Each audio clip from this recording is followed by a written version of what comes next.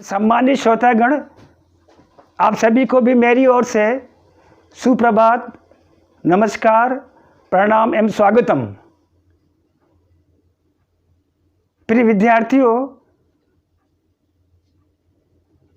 आज के व्याख्यान प्रस्तुतिकरण में बीएससी भाग तृतीय के समस्त विद्यार्थियों का हार्दिक अभिनंदन।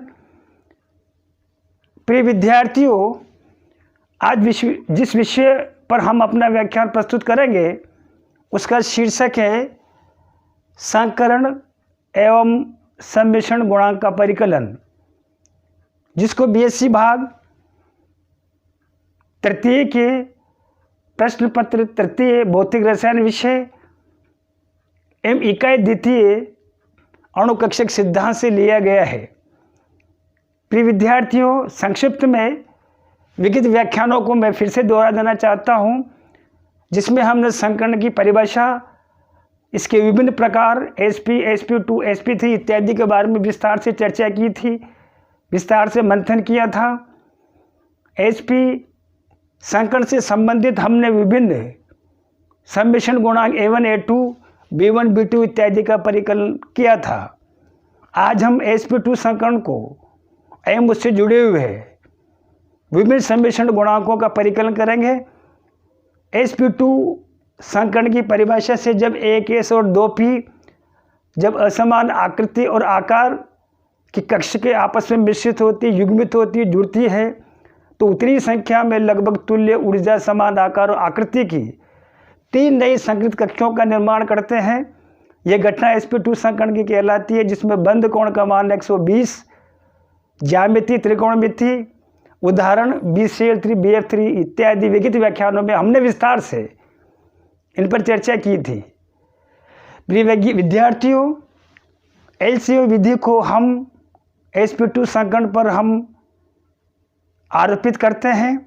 ऐसी स्थिति में हमें psi1, psi2, psi3 3 विभिन्न प्रकार की तरंग फलनों से संबंधित संकृत कक्ष प्राप्त होती है, जिसमें psi1 बराबर a1, a2, a3, psi2 बराबर psi3 बराबर a1, a2, a3, b1, b2, b3, c1, c2, c3 और इनसे संबंधित तरंग फलन psi1 और psi को, इसको हमने अलग अलग psi1 को p से, psi2 को देखेंगे आप q से और psi3 को r समीकरण के द्वारा चिन्हित किया है।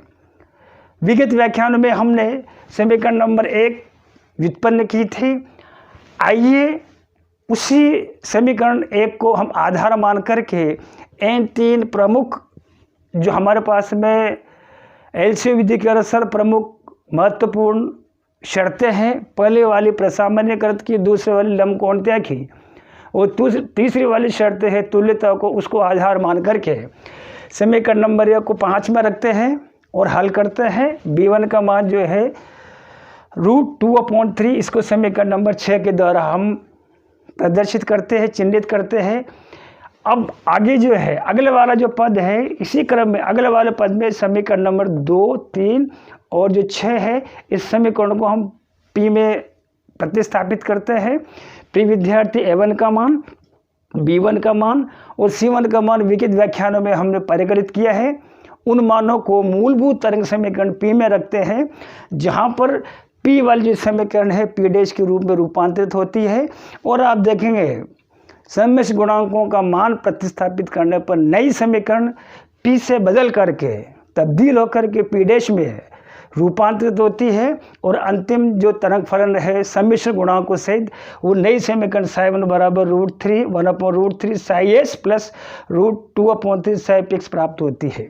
इस प्रकार से समीकरण नंबर P का पूर्ण रूप से सम्मिश्रण गुणांक सहित तरंग फलन psi1 का मान जो है हमें प्राप्त होता है, देखने को मिलता है। और सही मानों में जो है सम्मिश्रण गुणांक रखने पर जो यथार्थ समीकरण जो है P से रूपांतरित होकर के P' में तब्दील होती है, रूपांतरित होती है। आगे देखेंगे आप। अब समीकरण नंबर जो है A2, B2 और C2 का मान परिकलित करने के लिए अगले वाले तरंग समीकरण में प्रिय विद्यार्थियों A2 का मान हम विगत व्याख्यानों में परिकलित कर चुके हैं।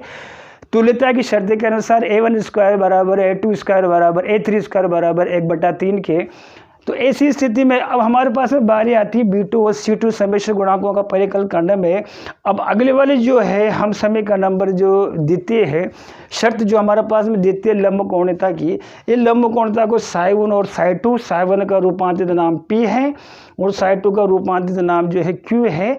इस P1 और P2 पर जो है आप देखेंगे A1 A2 पर स्थित है, B1 B2 पर स्थित है, C1 C2 पर स्थित है। इनके गुणांकों का लंबकोणीयता की शर्त जो हमारे पास द्वितीय शर्त है, उसको हम यहाँ पर जब लागू करते हैं, आरोपित करने पर आप देखेंगे A1 A2 plus B1 B2 plus C1 C2 बराबर 0 के समीकरण नंबर हमारे पास नई समीकरण 7 देते हैं। अब देखेंगे समीकरण नंबर 2, 3 और 6 को समीकरण नंबर 7 में रखते हैं और हल करने पर B2 बराबर -1/√6 समीकरण नंबर 8 के द्वारा प्रदर्शित करते हैं। प्रिय विद्यार्थियों, इन मानों को 2, 3 और 6 को मानों को रखना सिंपल, बहुत ही आसान, सरल, सुगम तरीका है। आप इसको रख सकते हैं और इन मानों को हल करने पर हमारे पास में B2 का मान प्राप्त होता है -1/√6 के -1/√6 के। इसको समीकरण नंबर 8 के द्वारा प्रदर्शित करते हैं। अब समीकरण नंबर Q पर जो है शर्त जो है प्रथम हम यहाँ पर जो है लागू करते हैं और इसके उपयोग से A2² plus B2² plus C2² बराबर आप देखेंगे 1 ही, इसको समीकरण नंबर 9 कहते हैं। और इस प्रकार समीकरण नंबर 1, 8 को जो है 9 में रखने पर हमारे पास में हल करने पर जो है बहुत सिंपल गणितीय प्रक्रिया के द्वारा हल करने पर C2 का मान 1/1/√2 के प्राप्त होता है। इस प्रकार से समीकरण नंबर Q में B2 का मान प्राप्त हो गया, सम्मिश्र गुणांक C2 का मान प्राप्त हो गया। अगला वाला सम्मिश्र गुणांक आने वाले जो समय है व्याख्यानों में हम परिकलित करेंगे। नए विषय, नए शीर्षक के साथ आप सभी के सम्मुख हाजिर होंगे। तब तक के लिए फिर से नमस्कार, कोटि कोटि धन्यवाद, आभार।